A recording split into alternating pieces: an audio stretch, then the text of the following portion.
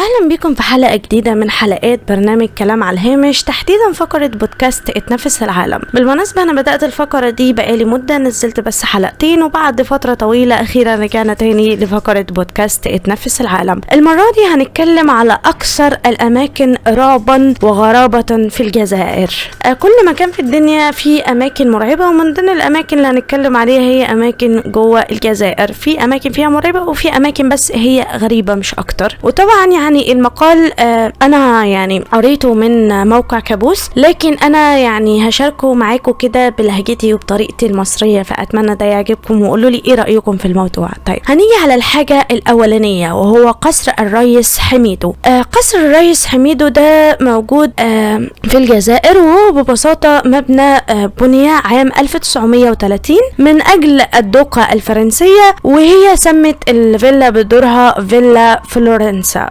وبعد كده الاسم اتحول من فيلا فلورنسا الى بو عمار. طبعا محدش عارف ايه اللي خلى الموضوع كده، هل دي سخرية القدر تقريبا. المهم جه في فترة معينة وتم تسليم القصر ده للجيش الفرنسي، وده تحديدا في فترة عام 1939 ل 1945 ايام الحرب العالمية الثانية. وطبعا نظرا للموقع العسكري الاستراتيجي تم تشييده على صخرة، والصخرة دي بتطل على البحر. وبعد ما هدي موضوع الحرب العالمية الثانية اتقال كلام كتير عن القصر ده، ومن اهم الكلام اللي اتقال ان الميليشيات الفرنسية كانوا متعصبين جدا، وكانوا بيقوموا بتعذيب الناس اللي هم المقاومين والمجاهدين الجزائريين، وقتلوا طبعا ناس كتيرة جدا بأبشع الطرق جوه القصر ده. وبعد كده لما جم يمشوا نسفوا القصر بقنبلتين وخلوه يبقى موجود بس بشكل جزئي. طب يا ترى في الايام دي القصر عامل ازاي؟ هل لسه مهدود ومهجور؟ لا طبعا تم تجديده وترميمه،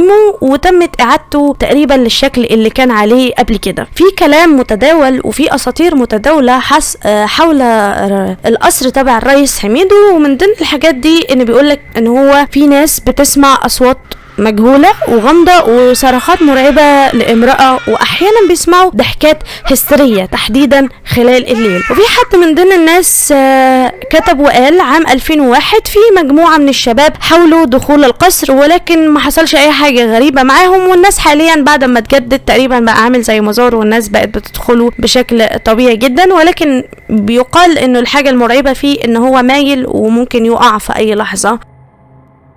نروح للمكان التاني، وهو عن حاجة معروفة جدا انا عملت عليها رياكشن شو قبل كده، وهي جسور قسنطينة المعلقة. ايه هي؟ من المؤكد انه كلنا عارفين جسر بروكلين في نيويورك او جسر سيدني في استراليا، ولكن هل سمعتوا عن جسور قسنطينة السبعة المعلقة؟ بتشتهر مدينة قسنطينة بجسورها الطويلة المعلقة، وتم انشائها عالية جدا. فالجسور دي بتمد من مكان للتاني عشان يسهل العبور من الضفة دي للضفة التانية، عشان كده في جسور كتير موجودة في المكان ده، لان اغلب البيوت مبنية على الصخر. واقدم جسر بقى في المكان ده هو جسر اسمه جسر القنطرة، تم بناؤه من طرف اليونان، واعاد الاتراك ترميمه لاحقا. الجسور دي بتعتبر مزار للسياحة، لان هي بتتمتع بمنظر نادر مش ممكن ان انت تلاقيه في اي مدينة تانية في العالم. وجسر سيدي ميسد تحديدا من اعلى الجسور دي، بني في القرن المنصرم،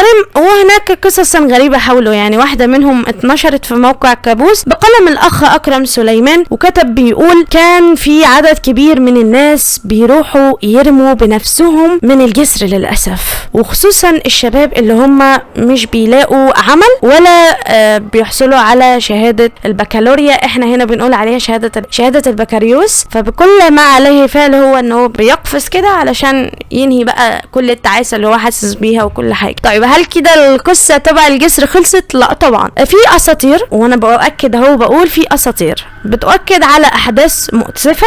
ومن ضمن الحكايات دي ان في بنت جميلة بتظهر على الجسر ده وبتبقى شايلة شنطة، بتقول للشخص ده ان هو يمسك الشنطة دي ويشيلها. لو لما تلاقيه ان هو شالها لمدة طويلة بحيث انه ابتدى يتعب ويروح يجي يمين شمال، هي بقى بتقوم زقاه. طبعا البنت دي ما بتظهرش غير في وقت معين، وفي ناس بتظن ان هي جنية، وطبعا هي ما بتظهرش غير في الوقت اللي هو تحديدا بيكون الدنيا فيه برد ومفيش حد على الجسر. بس احنا لازم نحط سبب منطقي للموضوع، زي اللي ممكن في حاجة اسمها رياح الغفلة، دي ممكن تيجي فجأة كده، عشان كده هي اسمها رياح الغفلة، وتدفع بالشخص ده من اعلى الجسر. غير كده في اقوال متداولة من بعض الجزائريين بيقولوا انه في ناس كانت بتترمي من فوق الجسر في وقت الاستعمار الجزائر، وللأسف الشديد كان في منهم نساء واطفال، وبيقال انه صدى الصريخ بتاعهم كان بيسمع الى يومنا هذا في كل مرة بتصادف تاريخ سقوطهم في الجسر. الله يرحم كل شهداء الجزائر. التانية هي مغارة أوقاس. ايه هي بقى مغارة أوقاس؟ يقال عنها ان هي جميلة حد الرعب. يعني ايه؟ خلينا في الاول نشوف ايه هي مغارة أوقاس. اول حاجة هي بتقع في بجاية، بالتحديد عند المدخل الشرقي للولاية عند الطريق الوطني 9. من الملفت للانتباه والغريب ان المغارة ليها درجة حرارة ثابتة جدا، يعني هي صيف شتاء في اي فصل من فصول السنة درجتها 17 درجة مئوية فقط. وفيها بحيرة غريبة بيقال بعض السكان، طبعا دي يعتبر هي اسطورة من ضمن الاساطير، ان اللي بيرمي قطعة معدنية في البحيرة دي وبيقفل عينيه ويتمنى امنية، فان الامنية دي بتحصل. وفي حاجة تانية على النقيض تماما موجودة في نفس المكان بتسمى بالهضبة التعيسة، ومفادها واللي بيتداولوا الاساطير ان كثرة النظر ليها للاسف بتجلب النحس والحظ السيء. وطبعا لا شيء يؤكد هذه الخرافات، تظل مجرد اساطير فقط. مقام الشهيد، وهو مقام الشهيد رياض الفتح، وبالأحرى مقام الشهيد هو نصب تذكاري، وهو يعتبر من أشهر المعالم في الجزائر بأكملها، وتم بنيته 1982. هو اتعمل إحياء للذكرى 20 لاستقلال الجزائر، وتم بناء النصب ده من طرف الشركة الكندية لافلين، وبيقع على الهضبة المطلة على الجزائر تحديدا في العاصمة ودواحيها. بيقال إن هو كان من المفترض إن هو يتم وضعه في باتنا، ولكن الاختيار وقع على الجزائر لان هي بتتمتع بابعاد تاريخيه وسياسيه، وما زال الى يومنا هذا شامخا راسخا يحكي على التضحيات التي قدمها الشعب الجزائري في سبيل الحصول على الحريه. نيجي للمكان اللي بعد كده، وده حاجه بقى دي غريبه. هو بيتكلم على مكان، واعذروني جايز اقول الاسم غلط، وهو اسمه تاسلي، يا رب اكون نطقت صح. ايه هو المكان ده؟ هو عباره عن زهره عاديه جدا في مكان في الجزائر، تحديدا في جنوب شرق الجزائر جنوب غرب ليبيا. المكان ده فيه هتلاقوا زي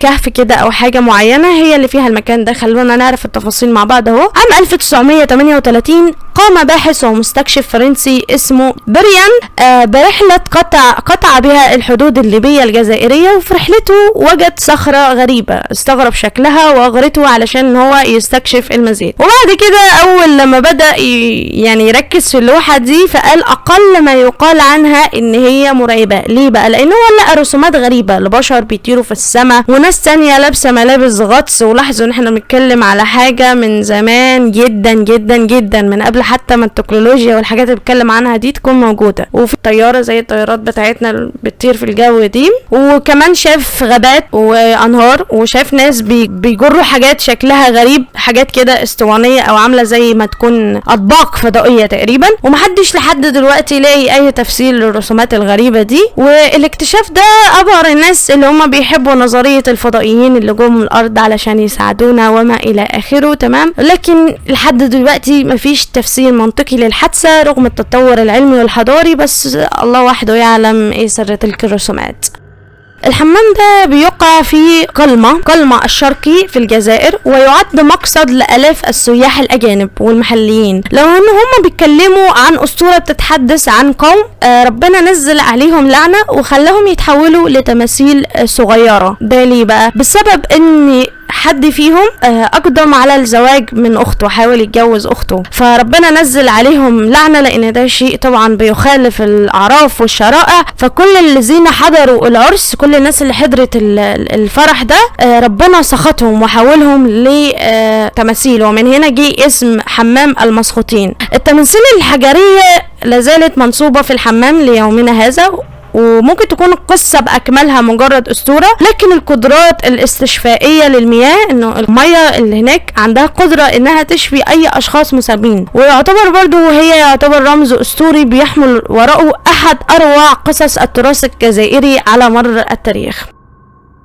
اخر حاجة معانا هنا هي قبر الرومية، وده عبارة عن ضريح مهيب بيقع في منطقة سيدي راشد بولاية تيبازا، ويعود تاريخ بناؤه الى بداية القرن الاول الميلادي، وبيعتقد ان هو كان ضريح للملك الامزيغي يوبا الثاني وزوجته كيلوباترا وابنته كيلوباترا الملكة المصرية. على فكرة انا الموضوع ده اتكلمت عنه باستفاضة رهيبة جدا لما اتكلمت عن الاهرامات المصرية والاهرامات الجزائرية، هتلاقوا الفيديو ظهر لكم.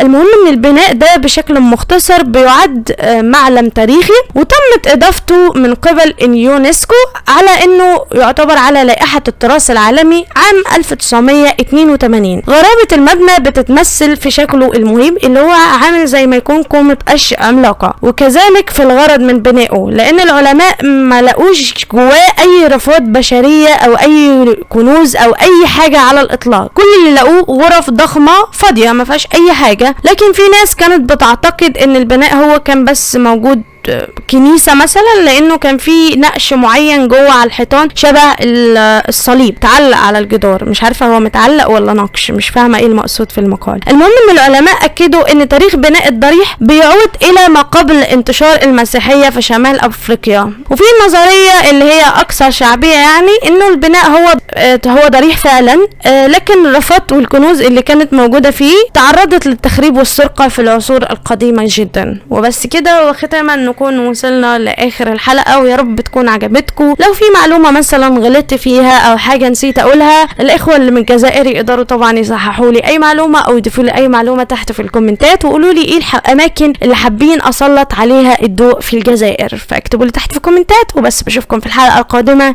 كان معكم جنى من برنامج كلام على الهامش، تحديدا فقرة بودكاست اتنفس العالم.